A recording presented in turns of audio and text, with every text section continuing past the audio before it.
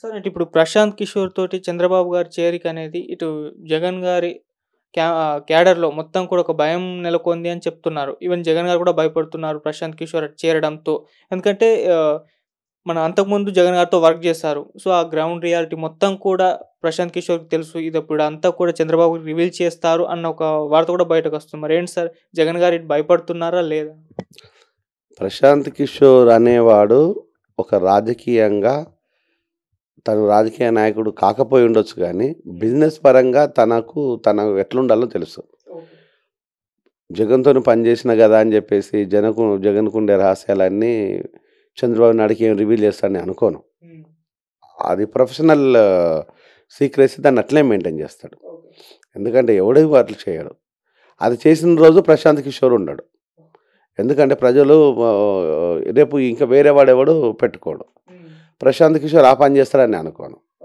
Next వచ్చేసి ప్రశాంత్ కిషోర్ లేకుండా ఉన్నట్టయితే జగన్మోహన్ రెడ్డి భయపడతాడు. ప్రశాంత్ కిషోర్ ఉన్నట్టయితే జగన్మోహన్ రెడ్డి ఇంకా హీనమైన స్థితికి జగన్మోహన్ రెడ్డి మాట్లాడకుండా ఇతరుల చేత మాట్లాడిపోయడానికి ఛాన్స్ ఉంటుంది. అంటే ఇతరులను నమ్ముకొని అంటే నువ్వు ప్రజలను నమ్ముకున్న దానికంటే ముందు ప్రశాంత్ కిషోర్ నమ్ముకోవడం అంటేనే దిగజారినట్టు. అది క్లియర్గా చంద్రబాబు నాయుడు భయపడ్డట్టు, జగన్మోహన్ రెడ్డి భయపడినట్టు కాదు. జగన్మోహన్ రెడ్డి భయపడడం అంటే నువ్వు ప్రజలను నమ్ముకుంటే జగన్మోహన్ రెడ్డి భయపడతాడు. అది కాకుండా ప్రశాంత్ కిషోర్ వచ్చినంత మాత్రాన జగన్మోహన్ రెడ్డికి ఏదో జరుగుతుంది. ఆ జగన్మోహన్ రెడ్డి ప్రశాంత్ కిషోర్ చంద్రబాబు నాయుడు దగ్గర వచ్చినట్టు అయితే చంద్రబాబు అధికారం వస్తుంది అనుకోవడం అది తప్పు. ఆ వచ్చే ప్రజలు తెలివి కల వాళ్ళైతే చంద్రబాబు నాయుడిని ఇక నుంచి తక్కువగా ఆలోచించడానికి ఛాన్స్ ఉంటుంది. అంతకంటే ఇంకోటి అయితే కాదు. సార్ మరోవైపు ప్రశాంత్ కిషోర్ జగన్మోహన్ రెడ్డి గారి కోవర్ట్ అని కూడా వార్తలు ఆ మధ్య వైరల్ అయ్యాయి సార్. మరి దీంట్లో వాస్తవం ఏంటి? అది మనకు తెలియదు, మీకు తెలియదు, చంద్రబాబు నాయుడు తెలియదు, జగన్మోహన్ రెడ్డి మాత్రమే తెలుసు. అది కోవర్టా అవునా కాదా విషయం ప్రశాంత్ కిషోర్ వాళ్ళిద్దరు చెప్పాలి. అది అవునా కాదా అనేది. ఎవడి కోవర్టో మనం ఎట్లా చెప్తాం? ఇక కోవర్ట్ అని అనుకుంటే దాన్ని మనం ఏం చేస్తాం, కాకపోతే మనం ఏం చేస్తాం. అసలు ఆ స్ట్రాటజీ అనే అంశాన్ని ప్రజల అంశాలు లేకుండా చేసే స్ట్రాటజీ మనం దానికి మోరాలిటీ లేదని చెప్తున్నాం. ఇక కోవర్ట్ అయితే ఎంత, కాకపోతే ఎంత. సార్ ఇక మరి జేడి లక్ష్మీనారాయణ గారు ఏపీలో ఒక పార్టీ పెట్టారు, జై భారత్ నేషనల్ పార్టీ అని చెప్పేసి. మరి పార్టీ వల్ల ఇప్పుడు అట్ ఎలక్షన్స్ టైంలో ఈ పార్టీ వల్ల మిగతా పార్టీలకి పైన ఏమైనా ఇంపాక్ట్ చూపించే ఛాన్స్ ఉందా? ఎలా ఉంటుంది సార్? అంటే డాక్టర్ జయప్రకాష్ నారాయణ పార్టీ పెట్టారు. ఆయనతో నేను కొంతకాలము కొన్ని డిస్కషన్లో కూర్చున్నాను. సో మేము అనుకున్నాం ఆ టైం లోపల మేము డాక్టర్లమే ఉండి డాక్టర్లు, ఇంజనీర్లు, లాయర్లు అంతా జయప్రకాష్ నారాయణ ఒక బ్యూరోక్రాట్. సేమ్ టైం వచ్చేసి తను ప్రజల అవసరాల కోసం లేకపోతే పబ్లిక్ రిక్వైర్మెంట్ లేకపోతే ఎడ్యుకేషన్, హెల్త్, ఎంప్లాయ్మెంట్ మీద చాలా చక్కగా చాలా విషయాలు డిస్కస్ చేస్తాం మేము. Jayaprakash Narayan I love him, no doubt. అలాంటి జయప్రకాష్ నారాయణ లోక్సత్తా పార్టీ పెట్టిన తర్వాత జరిగిన పరిణామాలు ఏంటంటే ఒక్కడే సీటు గెలిచిండు. అంటే బీయింగ్ ఏ బ్యూరోక్రాట్ ప్రజల లోపల కొంత లోక్సత్తా ప్రజల్లోకి వెళ్ళిన తర్వాత గెలిచిన సీట్ ఒక్కటే. అది కూడా కుక్కడపల్లి నియోజకవర్గం. అది ఆంధ్ర ఇన్ఫ్లుయెన్స్ ఉంటుంది, సెటిలర్స్ ఉంటారు, కమ్మ కమ్యూనిటీ ఎక్కువగా ఉంటుంది. ఈయన కమ్మ కాబట్టి గెలవగలిగిండు. అది ఆ తర్వాత ఎక్కడా లేదు. ఆ తర్వాత ఇక ఆయన మీద వచ్చిన ఆరోపణలు ఏమున్నా లేకపోయినా మనకు తెలియదు. అది పక్కన పెట్టేస్తే నెక్స్ట్ వచ్చేసింది జేడి లక్ష్మీనారాయణ. జేడి లక్ష్మీనారాయణ పవన్ కళ్యాణ్తో కలిసినప్పుడు ఏదో జరుగుతుంది అనుకున్నాం. అక్కడ కూడా పెద్దగా ఒరిగింది ఏం లేదు. జేడి లక్ష్మీనారాయణ గెలిచింది లేదు, పవన్ కళ్యాణ్ గెలిచింది లేదు. ఇద్దరూ కొట్టుకుపోయారు.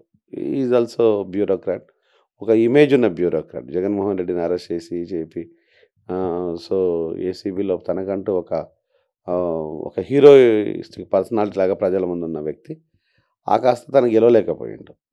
దాని తర్వాత ఆర్ఎస్ ప్రవీణ్ కుమార్ బీఎస్పీలోకి వచ్చేసి ఆయన జాబ్ రిజైన్ చేసి సో రకరకాల ఇన్ఫ్లుయెన్స్లో ఉన్నాడా లేకపోతే భ్రమల్లో ఉన్నాడా మనకు తెలియదు కానీ సో ఆయన కూడా ఫెయిల్యూర్.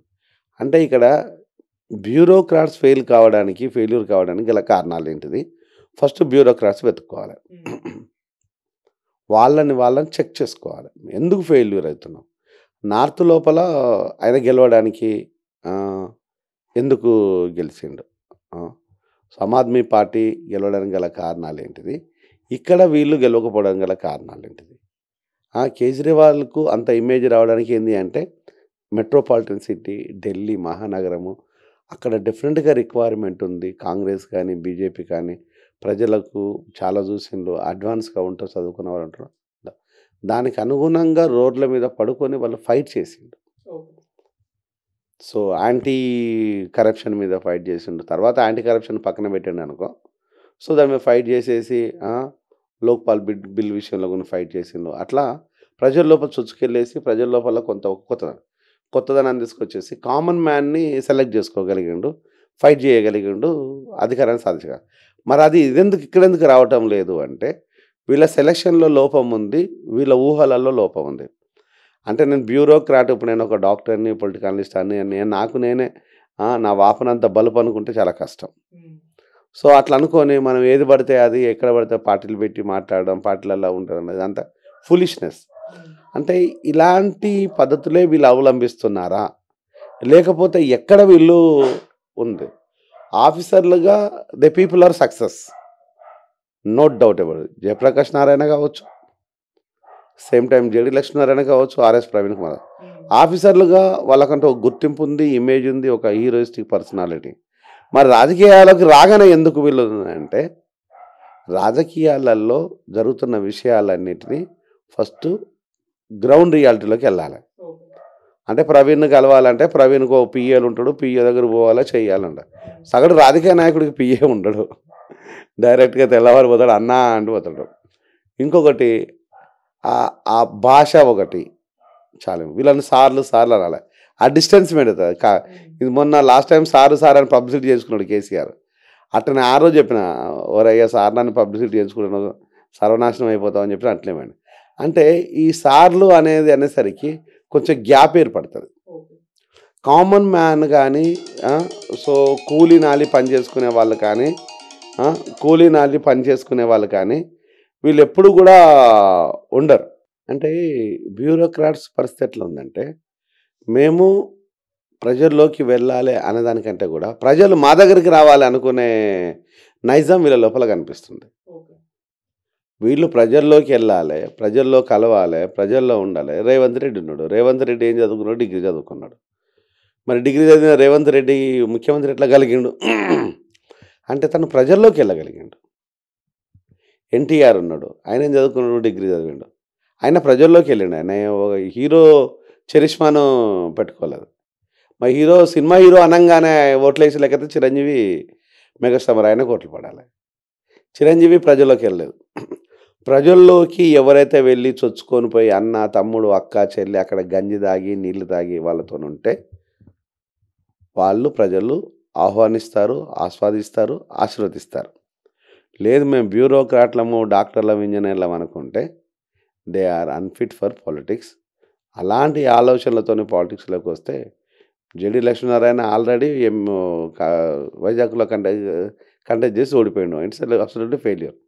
అంటే ఒక్కడే గెలవనుడు పార్టీని గెలిపిస్తాడు అనేది ప్రజలు అనుకోక ముందుకు ప్రజల్లో కలిసి వ్యక్తులతో మాట్లాడి పనిచేసే వ్యక్తులను కలుపుకొని సో ఎంతోమంది ఆయనకు అనుగుణంగా ఉండే వ్యక్తులను, అలాంటి ఆలోచనలో ఉండే వ్యక్తులను కలుపుకొని వాళ్ళను ఒక లిమిటెడ్ కాకుండా ప్రతి జిల్లా, ప్రతి మండలానికి, విలేజ్ వరకు వర్క్ చేయగలిగితే ఉపయోగం. తప్పితే ఇప్పటికిప్పుడు చేస్తున్నాడు అంటే జగన్కు ఉండే యాంటీ ఓటును క్యాచ్ చేసి తనకు జగన్కు ఉపయోగపడే నాయకుడిగా నిలుస్తుండొచ్చు తప్ప ప్రజలకు ఉపయోగపడే నాయకుడు మాత్రం కాలేడు.